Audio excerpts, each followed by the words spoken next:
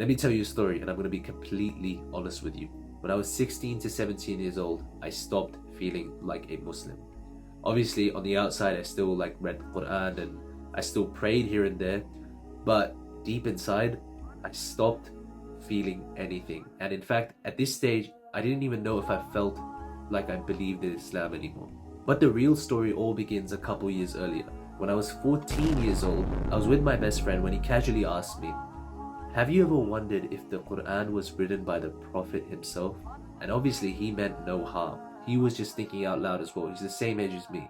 But that one question, it planted a seed of doubt in my heart, which slowly grew. Despite me trying to brush it off, it grew over time, to the point where I was 16 years old and I was looking up these debates online, these atheist Islam debates, and I was even going to workshops for dawah that were designed for people to give dawah to others, but I was going there so I could fix what was in my heart. But the truth is, my iman was crumbling and nothing was working. But there was one trip that changed everything. In 2020, I went to Omrah with my family, and it was that time, despite my weak iman, I made dua to Allah, a desperate dua for Him to fix my iman once and for all, and fix the doubt in my heart, because I didn't want to fake this anymore. You see, one of my biggest fears is and was becoming that guy that's in his 30s, raising a family, wife and kids and everything, sending his kids off to an Islamic school, making them have Quran classes and everything, but deep down he isn't even a good Muslim himself, because he doesn't even believe in Islam. I know so many people out there, and you would know this as well. There are people out there that you can just tell this guy doesn't really believe in Islam. It's a really bad thing to say this out loud, but you can sometimes tell when somebody has weak iman. And I'm not saying this in a bad way, like, oh, look at all these guys below us. But it is something that you want to avoid becoming. But alhamdulillah, that same year, Allah answered my dua and He gave me the gift of Arabic. See, a few months later, I was sitting at my computer at night around 11 p.m. and I just searched up online how to learn Arabic. I don't remember what prompted me, I honestly don't know, but I searched up how to learn Arabic, and the first link was Duolingo. And I clicked it. I never used Duolingo before. I clicked it and I started doing the lesson. And from there, it was just a snowball effect. I just kept learning more and more Arabic. Despite not knowing why I was learning it, I just found it interesting. I could read Arabic. I could read the Quran. So why not try and understand what I was reading, right? It's so intuitive. But over time, I noticed something incredible. As I started to learn more Arabic, not knowing why I was learning it, my iman started healing. I started to become a better Muslim.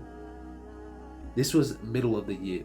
By the time it was Ramadan, I was reading the Quran, I was going to Taraweeh, and I was standing behind the Imam, and I was starting to understand. You see, I tried so many things in my life. I had tried so much to improve my iman, but the one thing that really did improve it was Arabic.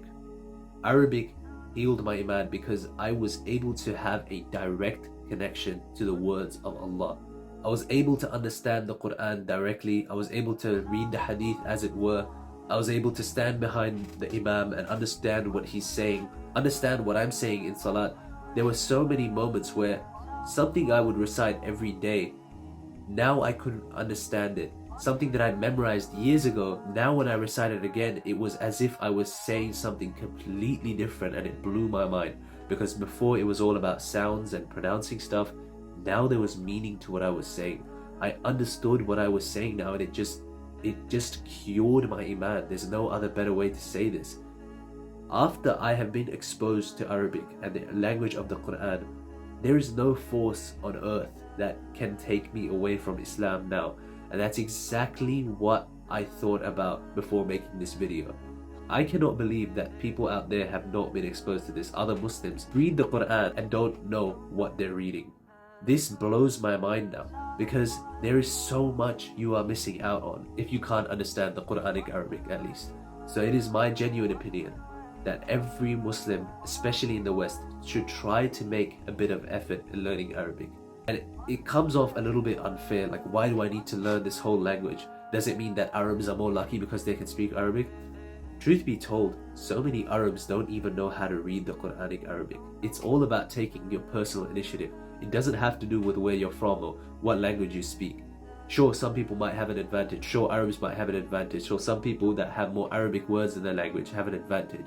But when you make dua to Allah to help you, and when you make an honest and sincere effort, there's nothing in the world that can stop you from achieving your goal. So start making a simple effort to learning Arabic today. I promise you, it will benefit you no matter what. There is no loss. There is no losing when you start learning Arabic. There's a free community at the bottom where there's a bunch of other people who are also learning Arabic. And I hope that you found some value in this video. Inshallah, I'll see you in the next one.